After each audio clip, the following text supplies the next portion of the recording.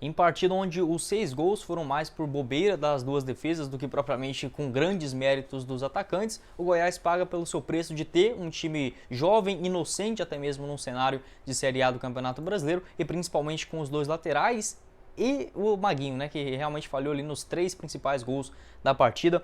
Uma pena assim para um jogo que estava até relativamente ok, com a cara de trazer um pontinho, ou até mesmo quem sabe uma virada ali no segundo tempo, principalmente com a pressão da própria torcida do Internacional para o time da casa, mas não foi suficiente, algo assim que não é para desesperar também, uma derrota completamente normal, mas que fica aquela chateação muito por conta assim, a gente sempre pensa nesse Campeonato Brasileiro, olha, se tivesse mais 2 ou 3 jogadores com a melhor qualidade, esse tipo de jogo, né, essas jogadas tão bobas e inocentes da defesa possivelmente não aconteceria. Quero comentar com vocês nesse jogo, né, onde o Pedro Raul, por um lado, conseguiu se igualar agora novamente ao Cano, né, artilheiro do Campeonato Brasileiro, com, se eu não me engano, 17 gols. Então, comentar o que foi esse jogo, que apesar da derrota, não tem nada acabado no Goiás, a distância para a zona ainda está relativamente ok, mas que precisa sim voltar a vencer, né, e chegar logo nesses 40 pontos na Série A. Esse era o principal assunto. Antes de começarmos, peço para você deixar seu like, também se inscrever no nosso canal e ativar as notificações para sempre conferir os nossos vídeos novos, né, aqui no YouTube do Goiás News. Deixa aqui embaixo também a sua opinião, né, do que você enxergou nesse jogo, ou até mesmo alguma coisa para ajudar no engajamento, que já ajuda bastante, né, para alcançar mais esmeraldinos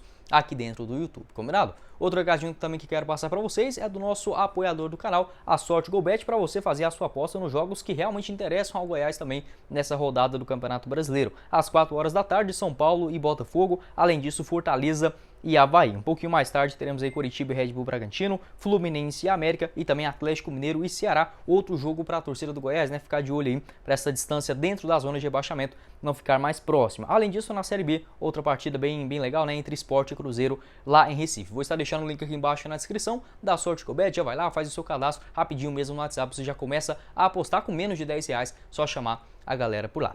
Bora então começar o nosso vídeo hoje para falar assim dessa derrota que é completamente normal. Eu acho que se a gente imaginasse antes do pré-jogo, né, uma derrota por 2-0 estaria até dentro dos padrões normais, mas pelo que apresentou o Goiás dentro de campo, eu acho que até merecia, pelo seu time da parte do meio de campo para frente, até merecia uma sorte um pouco maior. Pela defesa, aí não, né, o Goiás, nenhum dos jogadores ali atrás, acho que o Reinaldo, exceto, ele até fez uma partida razoável, mas o restante todos muito mal, inclusive o próprio goleiro Tadeu, né.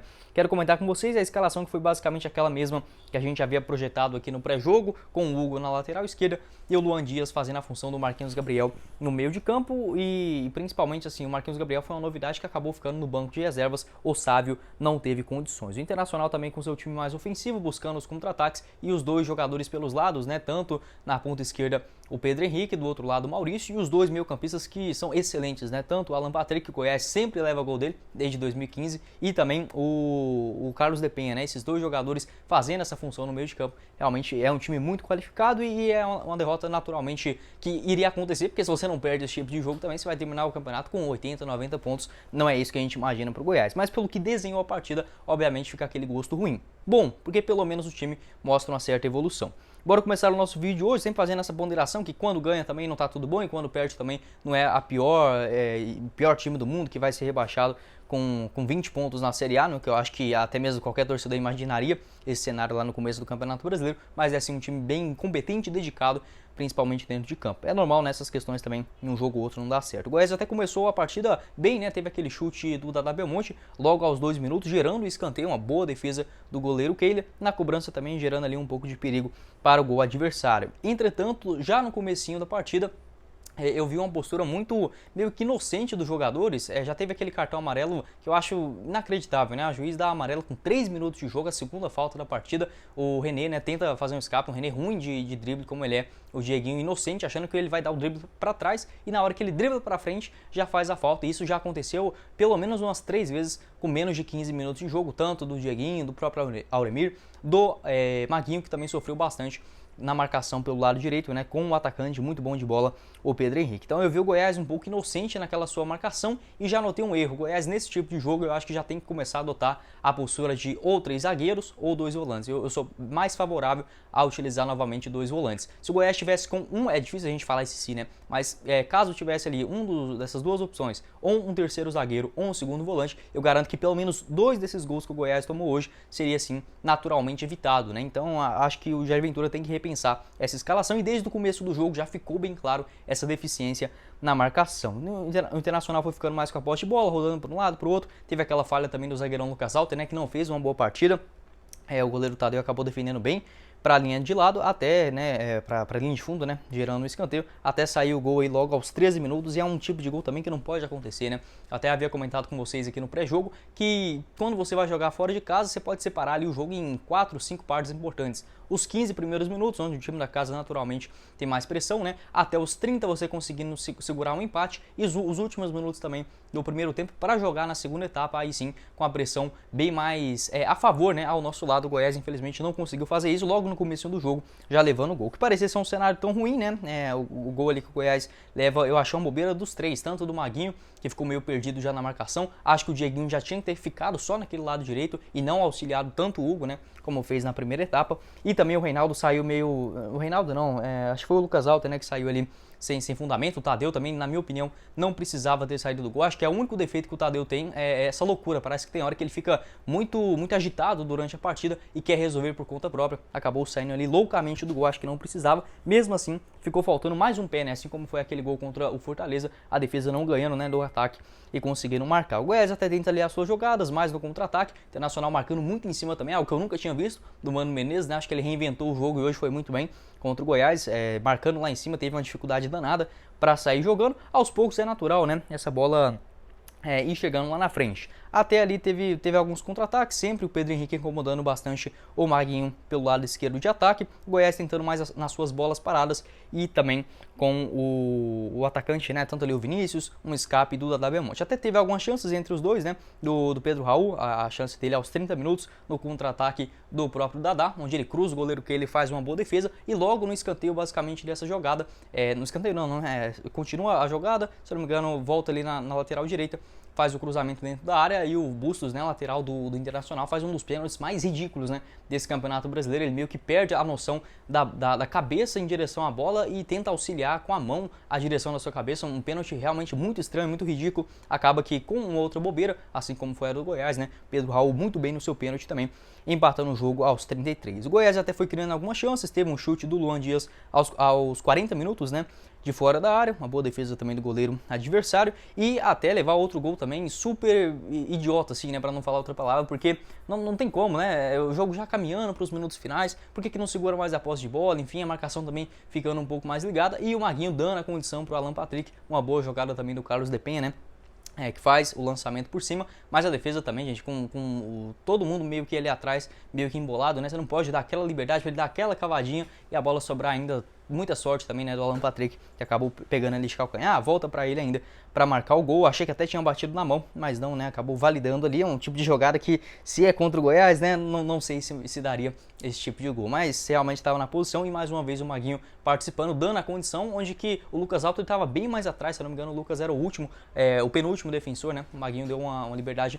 muito grande para fazer esse gol, que parecia que iria terminar a partida mais ou menos dentro desse período, mas aí está a diferença, onde um time repleto de jogadores normalmente estariam disputando a segunda divisão, a gente tem pelo menos 4 assim de um nível que se destaca muito, né? Tadeu, Reinaldo, o Dieguinho e lá na frente com o Pedro Raul, que não foi diferente naquele escanteio ele cobrado do Dadá Belmonte, a cabeçada do Lucas Alter vai no travessão e ele pega de esquerda, né, para marcar um belo gol, muito difícil também, já que o goleiro já estava meio que posicionado, caindo para um lado. Pedro Raul teve a frieza de tanto olhar para o gol, finalizar de perna esquerda, que não é a sua favorita, né? E aí tá a grande diferença de um time totalmente limitado, o que é extremamente comum também para os clubes que voltam da Série B para a disputa da Série A. Você tendo essa referência do Pedro Raul, agora artilheiro, né, do Campeonato Brasileiro junto com o Cano, empatando a partida. Pro segundo tempo a gente tinha aquela expectativa e eu acho que, assim, não tem como a gente culpar o Jair Ventura, porque o Goiás jogou muito bem os seus 14, 15 primeiros minutos da segunda etapa. Foi o melhor tempo do Goiás dentro de todo o jogo, foi naquele comecinho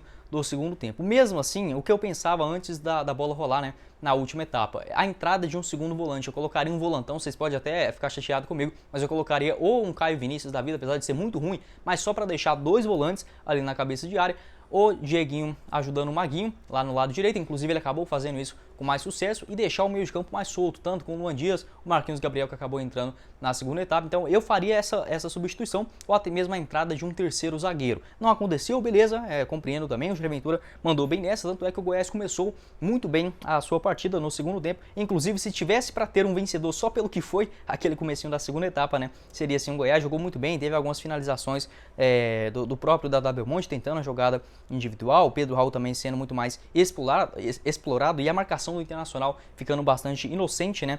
Principalmente na marcação, fica olhando ali só para o Pedro Raul. Teve até mesmo uma cabeçada do Auremir, né, que ele acaba desviando aos 9 minutos em uma cobrança de falta, passa muito próximo do gol do Goiás, ele conseguir a sua virada. Entretanto, aí até mesmo a torcida do Internacional estava cobrando muito o próprio time, errando ali alguns passes curtos, né, de 5, 6 metros, o que parecia que poderia ajudar o Goiás, né, manter mais a posse de bola, como o time começou a sua segunda etapa, rodando mais para um lado, o Vinícius aparecendo mais para o jogo, o Dadá Belmonte tentando uma outra ciscada ali pelo lado esquerdo, até estava bem consciente dentro da sua partida. Mas aí, né, não tem como a gente jogar, beleza, o time adversário tem um elenco muito melhor, em relação também à inocência dos próprios jogadores, e aí acontece o gol do Alan Patrick, que volta a falar para vocês. Se tivesse um terceiro zagueiro ali, é difícil a gente usar esse si no futebol, mas com a presença de um terceiro zagueiro, dificilmente aquele gol sairia do Internacional, né, e ali com 15 minutos, aí a torcida também, que estava meio que incentivando, desmotivando o time, né, desencorajando, acaba motivando muito mais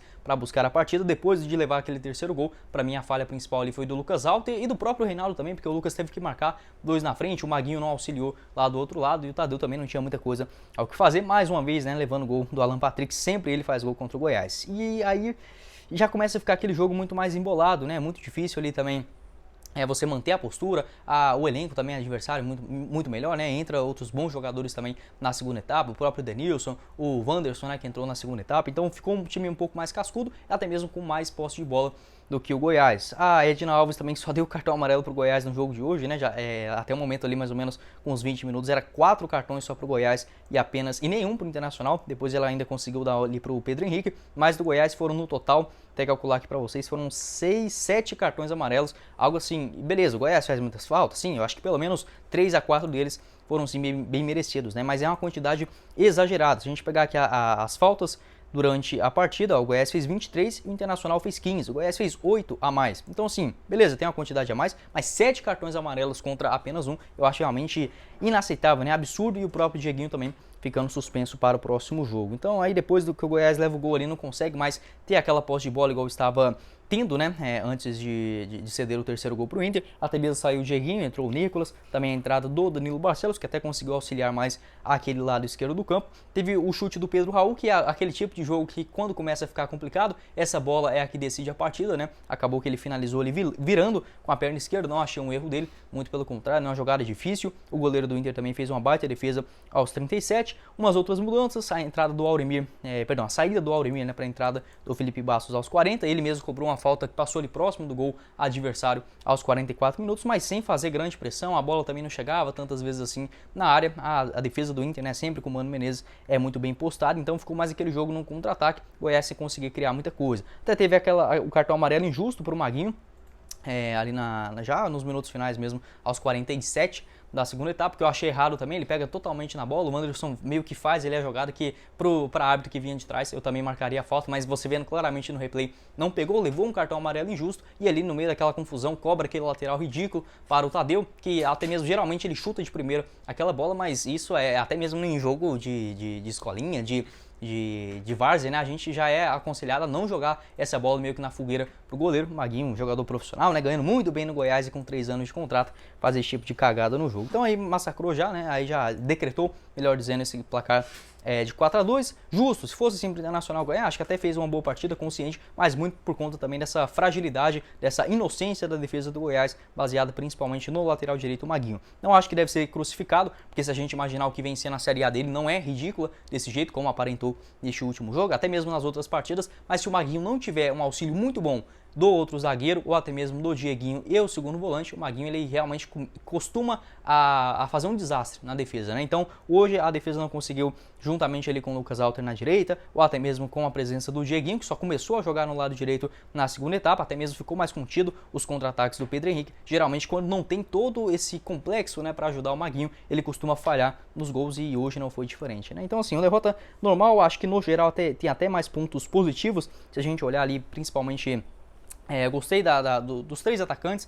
Acho que o Pedro Raul recebeu mais bolas nesse jogo de hoje do que foi nos últimos 2, né, diante de Fortaleza e o próprio Ceará. O Dada Belmonte um pouquinho discreto ainda, mas quando tinha a bola conseguia fazer uma jogada individual. O Dieguinho vem dessa sequência horrorosa, acho que até essa suspensão dele pode fazer um pouco de bem assim, porque não jogou nada nesses últimos jogos. Hoje também ficou ali mais por conta da marcação, mas não conseguiu criar muita coisa. O Vinícius sempre muito apagado, acho que ele deveria ter saído para a entrada de um segundo volante, assim que o jogo já estava empatado, né? Acho que poderia resultar em algo mais positivo. E lá na defesa, acho que eu só salvaria o Reinaldo. O Hugo também é outro jogador que nem tem muita culpa, é um atleta de Série B mesmo, mas que muito inocente, né? Deixa a bola cruzar. Os laterais do Goiás têm essa dificuldade. Eles acham que quando a bola chegar na área vai ser mais fácil de tirar do que você estender o pé e jogar ela ali para a linha de fundo ou ir com tudo, né, na marcação para não deixar o atacante, o ponta direita cruzar. Os laterais eu vejo isso uma falha muito grande, tanto do Hugo, até mesmo do Danilo Barcelos, né, já bem mais experiente. Eles deixam a bola entrar dentro da grande área com extrema naturalidade, sem se importar tanto, e é ali que costuma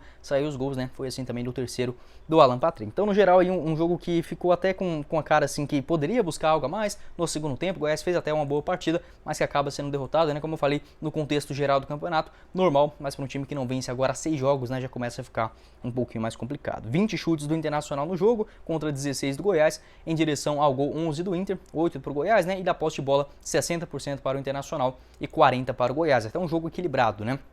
Em relação aos passes, o Goiás teve apenas 78% de precisão, muito por conta dos lançamentos, e o Internacional com 85%. Nos escanteios, empatado, né, 6-6 para cada um, e não teve nenhum impedimento, né, nesse jogo de hoje, realmente bem interessante, jogadores bem posicionados, né, principalmente na parte do ataque. Então o Goiás fica aí na 13ª colocação, momentânea, né, a tendência é que o Santos pelo menos empate aí com o Juventude dentro de casa e supere essa posição do Goiás, né, caindo para a 14ª, mas em relação à zona de rebaixamento, que a gente tem que olhar para lá, né, essa questão de Libertadores, eu nunca me iludi com isso, acho que é um sonho assim totalmente inimaginável para o Goiás, porque não tem elenco para isso, é natural também, essa sequência de jogos sem vencer acabou só chegando agora, né, na reta final do campeonato, o que é até pior, mas assim, é algo que obviamente iria acontecer nesse Campeonato Brasileiro. O Cuiabá ontem ainda perdeu para o Flamengo, então acabou parando nesses 30 pontos, e dificilmente eu vejo os times dentro da zona nessa rodada vencendo. Dá tanto o Atlético Goianiense, tem um jogo muito difícil na segunda-feira, né, contra o Palmeiras em Goiânia, né, no máximo um empate aí nessa partida,